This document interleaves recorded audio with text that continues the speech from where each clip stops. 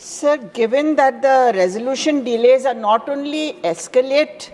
NPAs further, but erode recovery values also, will the ministry publish data on the average time taken by NCLT and NCLAT to resolve corporate insolvency and actual value realized as 0% of claims over the last 5 years, benchmarking this against timelines and recovery under alternative forums like DRT SARFAESI.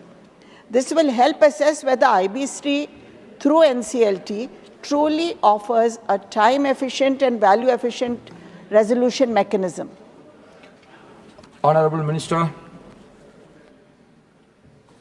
आदरणीय सभापति महोदय, आपके माध्यम से मैं माननीय सदस्य को बताना चाहता हूं कि जो एनपीए का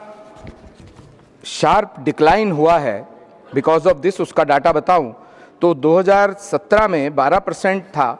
आज मार्च 2025 तक वो 2.3% है सिर्फ। और इसके साथ साथ जो रिजोल्यूशन प्रोसेस की बात मैडम ने और उसके समय की है, तो मैं ये भी बताना चाहता हूं कि दिसंबर 2024 तक 1194 रिजोल्यूशंस हो पाई हैं और उसका जो टाइम पीरियड एवरेज है वो 585 डेज है, जबकि बैंक्स के द्वारा जब ये काम किया जाता था तो 4.5 साल भी एवरेज लग जाया करते थे। तो इसके अलावा एक और महत्वपूर्ण बात यह है कि जब केसेस अप्लाई होते हैं for the admission, because of the deterrent of IBC and good course of resolution, अगर 40,000 एप्लीकेशंस आती हैं तो वो एडमिशन से पहले ही लगभग 30,745 एप्लीकेशंस एडमिशन से पहले सेटल होती हैं और उसमें जो अमाउंट रिकवर होता है वो 13.94 लाख करोड़ हुआ है।